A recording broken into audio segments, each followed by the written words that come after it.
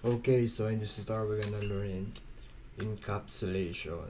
So, pag-aaralan natin encapsulation. Ibig sabihin ng encapsulation, so babasahin ko yung definition and explain ko.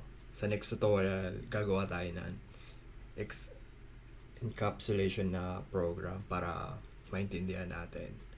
Okay, so yung encapsulation is to make that sensitive data are hidden from user. To achieve this, you must declare class variable attribute as a private. Cannot be accessed outside class. So, diba yung access modifier pinag-aaralan natin? In-explain ko yung public pati private. Yung public kahit saan pwedeng ma-access yung data mo na variable. Yung private naman sa loob lang ng class pwede siyang i-access pati modified.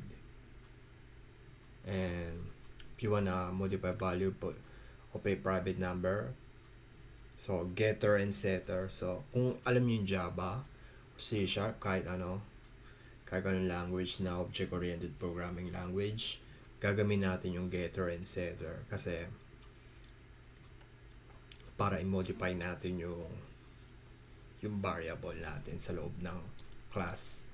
So ba't natin gagawin encapsulation? Good practice to para Scala ensure control of period because of the other exchange part of the code without affecting other part to increase security data. Ayun lang yung explanation. So, good practice daw itong encapsulation. Ayun lang yung pinaka madali. Pero, sa object-oriented programming language, dapat ayun ang lagi nyo tatandaan, yung public and private na tapos kung gusto nyo i-modify yung private, gagamitin nyo yung getter and setter. So like that. And yeah, so sa next tutorial natin, gagawa tayo na encapsulation. Okay.